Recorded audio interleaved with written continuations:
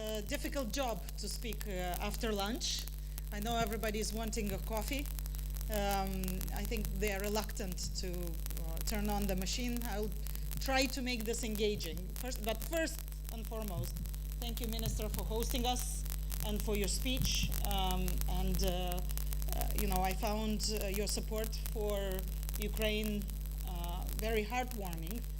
Now we are seeing sort of that the war is becoming a new normalcy, and I deeply believe that it shouldn't become a new normal. And second, more and more I think we're talking about the settling in of fatigue. And I think we should all work against it. And I will try to tell you my perspective about how culture diplomacy can help with that. But Mark, thank you very much. I found the first part of the day quite surprising, actually. Every speaker surprised us with something, but it was very, very engaging, very interesting, and thank you to everybody. It gave me a lot of food for thought. I'm sure it gave you food for thought as well, be it the historical description of the multilateral response to the Skopje earthquake by President Ivanov, or the really interesting musical presentation of President Josipovic. I've attended an IMF meeting in Dubrovnik, and I never thought an IMF meeting could have such cultural events. It was extraordinary, and I think Croatia achieves a lot with its music diplomacy. And also, I thought I had coined the term civilizational choice in terms of European integration, but it seems like President Stoyanov did that before me. And it's always good to remember that there were those who have laid out the path before. Let me tell you just a little bit about Moldova and how my government came to power and turned from a developmental perspective into severe crisis management mode. In 2020, President Maia Sandu won the presidency of Moldova. This came after Moldova made a little bit of a bad reputation for itself with large banking fraud and oligarchization. There was an oligarch who influenced a lot of, or captured state institutions and influenced a lot of decisions. And, people really rose against it. And they said, look, we not only want a pro-European government in words, we want a pro-European government in deeds. We want people who actually hold the genuine pro-European values. And Maia Sandu was the symbol of that. And she won with a very large majority, with a lot of participation from the diaspora, and then the Party of Action and Solidarity, which I represented, won a majority in parliament. And we were very excited to have the president, the government, the parliament, all looking in the same direction, all working, towards making Moldova a candidate country to the European Union. It happened, but in a completely different way than we envisaged. It happened quicker, but at a much bigger cost for our people, and particularly for the Ukrainian people. And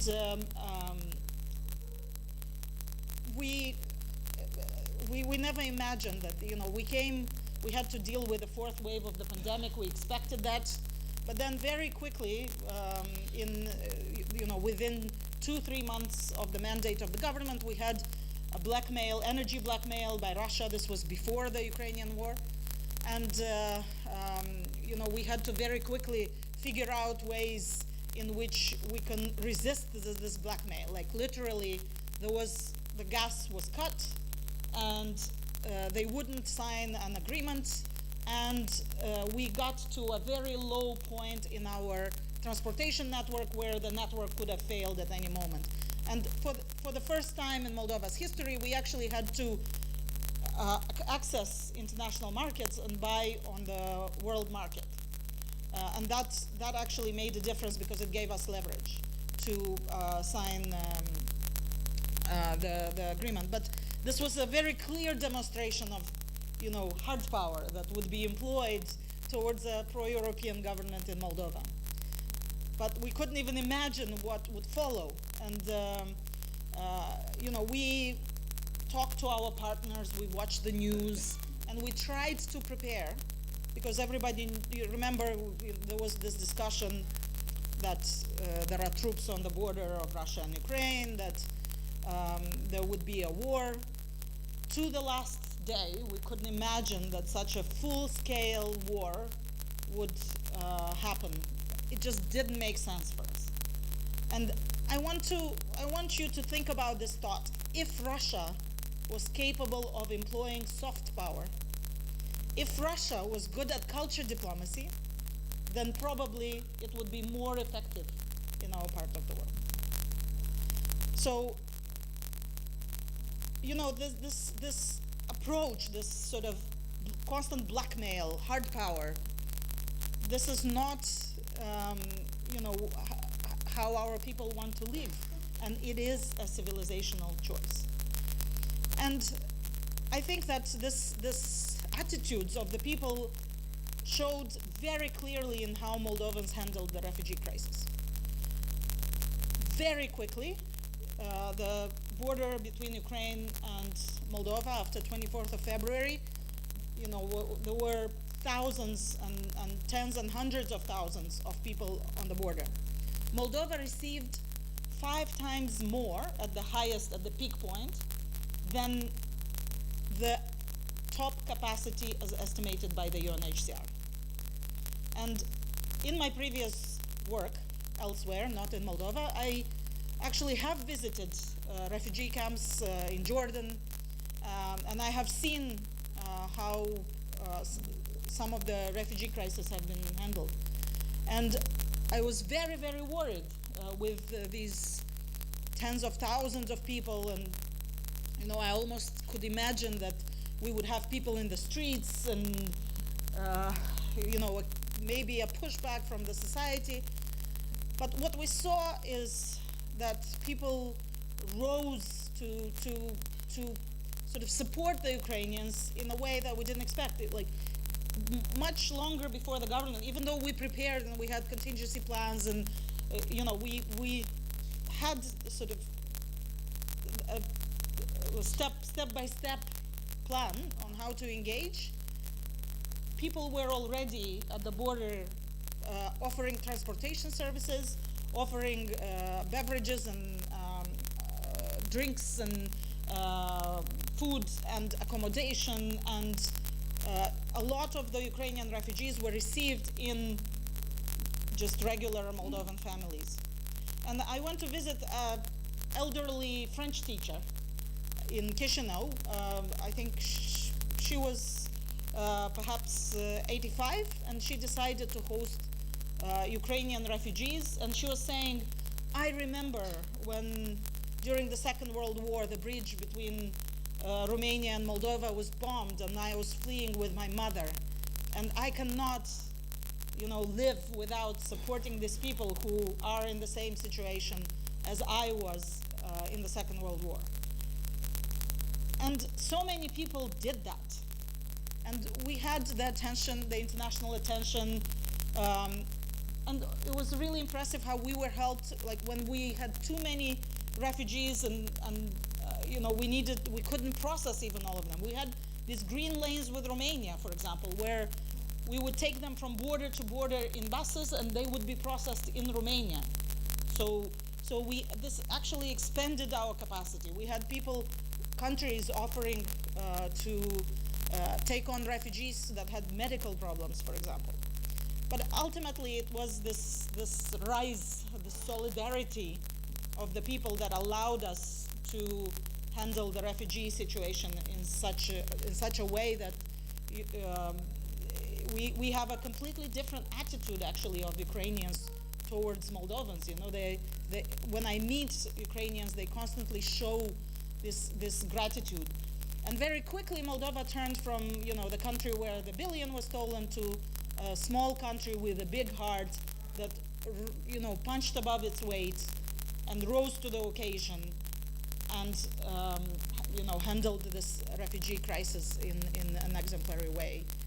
And very early on, we were thinking, like, what type of an approach we should take. We were very worried, especially in the beginning, that the war would actually expand to Moldova. And we saw these maps that the president of Belarus, Lukashenko, was showing openly where Moldova was, there were all kinds of arrows towards Moldova and the Transnistrian region, that is a separatist region where we have Russian troops to this day.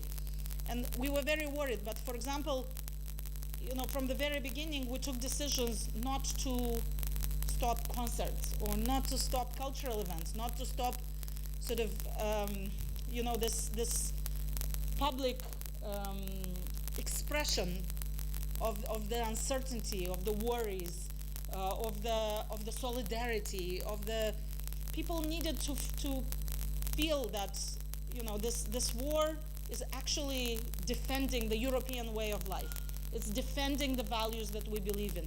It's defending the future of our children. And we did that for example, every spring on the 1st of March, we have a national holiday and we have a series of concerts. It's called Mertishor, so it's welcoming the spring.